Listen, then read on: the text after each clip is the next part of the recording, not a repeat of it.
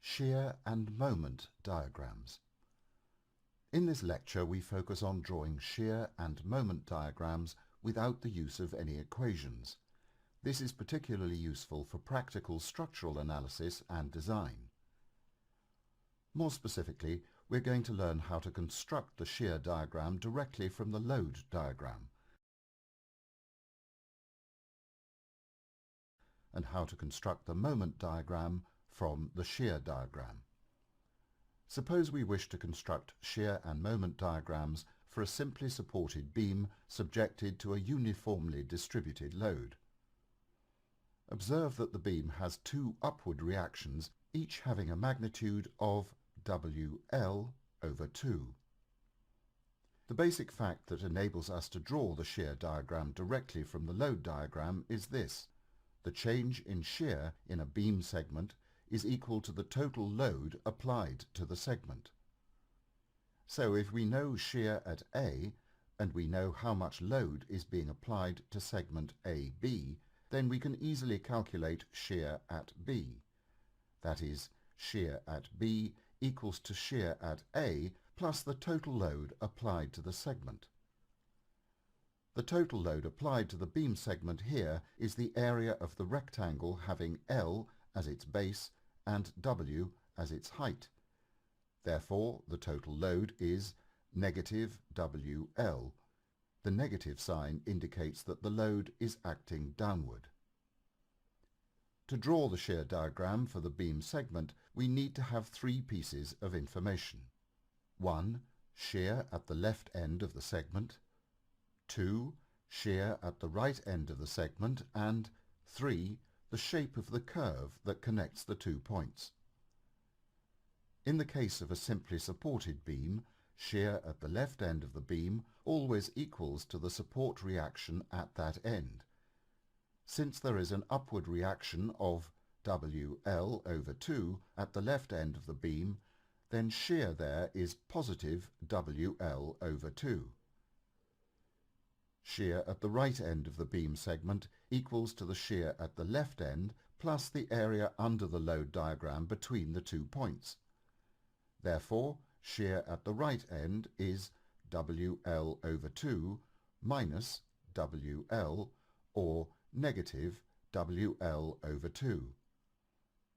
Now that we know shear at either end of the segment, we need to draw the curve representing shear within the segment.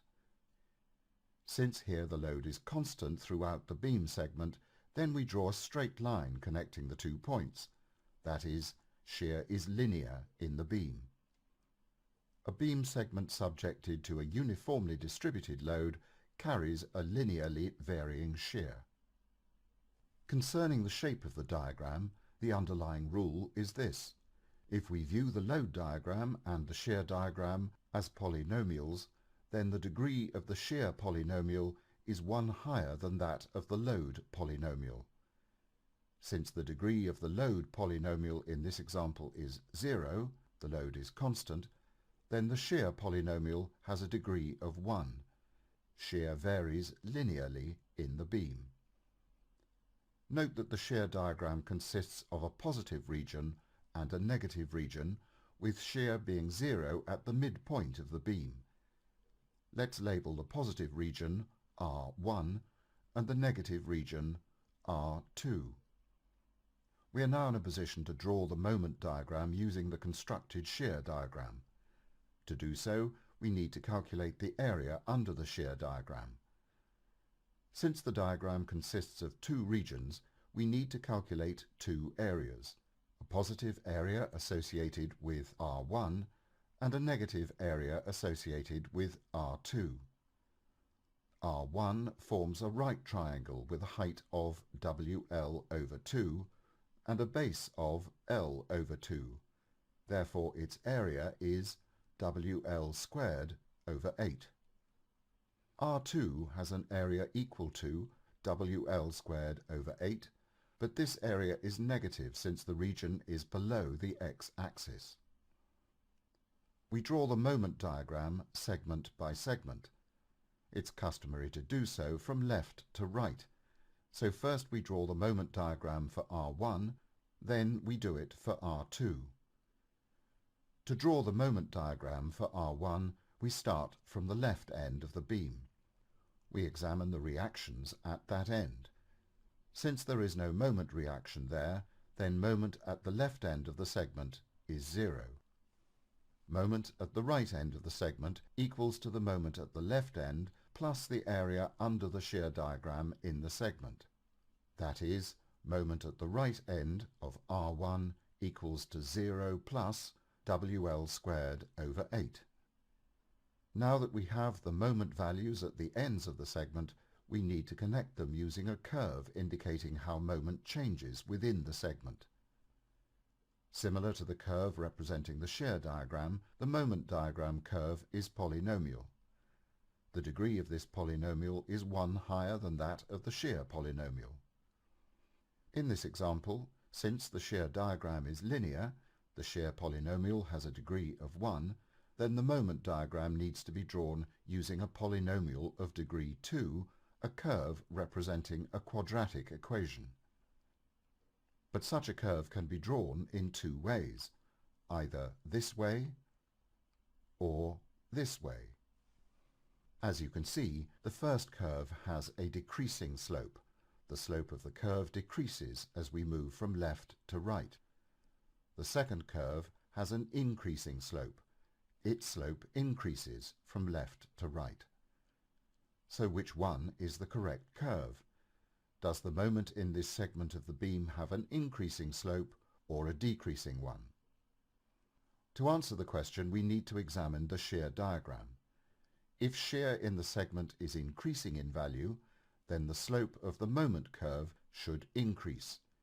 If shear is decreasing, moment should also have a decreasing slope. Shear in region R1 is positive but decreasing in value from left to right. That is, the shear value of the left end of the segment is higher than the shear value at the right end of the segment. Shear at the left end of the segment is WL over 2, whereas shear at the right end of the segment is 0. Therefore, the moment curve needs to have a decreasing slope. So this is the correct diagram. We employ the same technique to draw the moment diagram for the right segment of the beam. Moment at the left end of R2 is the same as the moment at the right end of R1.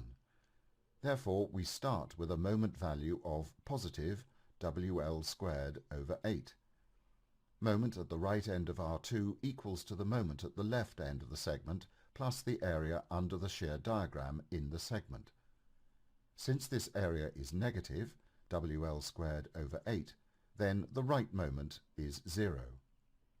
Just like before, there are two options for connecting the 2 points, a curve with a decreasing slope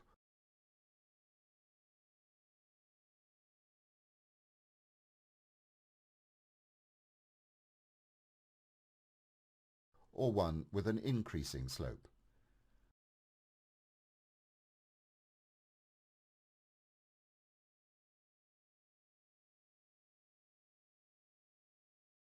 To decide the correct shape for the diagram, examine the shear diagram in the segment. Does shear have an increasing value or a decreasing value? In R2, shear goes from 0 at the left end of the segment to negative WL over 2 at the right end of the segment. That is, shear decreases in value from 0 to a large negative value. Therefore, the slope of the moment diagram needs to follow the same pattern. It needs to change from 0 to a large negative value. This curve fits the requirement.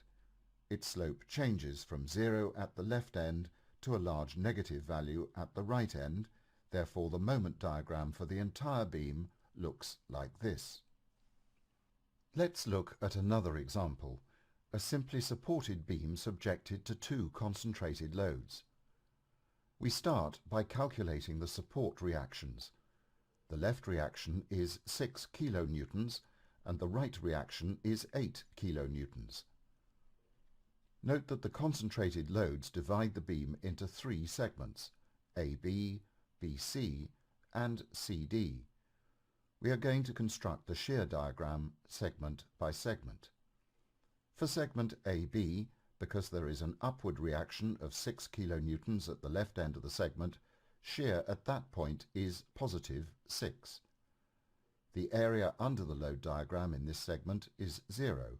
There is no distributed load applied to the segment.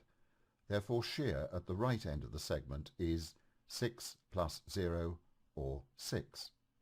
That is, shear at the right end equals to shear at the left end plus the area under the load diagram within the segment. Therefore shear in the segment remains constant with a magnitude of 6 kilonewtons.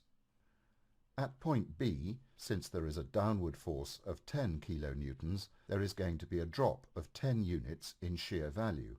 So shear is going to drop from positive 6 at the immediate left of B to negative 4 at the immediate right of B. Therefore shear at the left end of the segment BC is negative 4. Since there is no load applied within segment BC, the total load applied to the segment is 0. Hence, shear at the right end of the segment is negative 4 plus 0, or negative 4.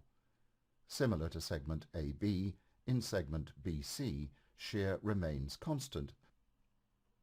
Shear just to the left of point C is negative 4, given that there is a downward force of 4 kilonewtons at C. Then shear just to the right of the point is negative 4 minus 4, or negative 8. That is, there is a drop of 4 in shear value right at point C. Similar to the other two segments, total load applied within segment CD is 0. Therefore, shear remains constant throughout the segment. Shear remains negative 8 in segment CD. To draw the moment diagram, let's start by calculating the area under the shear diagram in each segment. The shear area for segment AB is positive 24.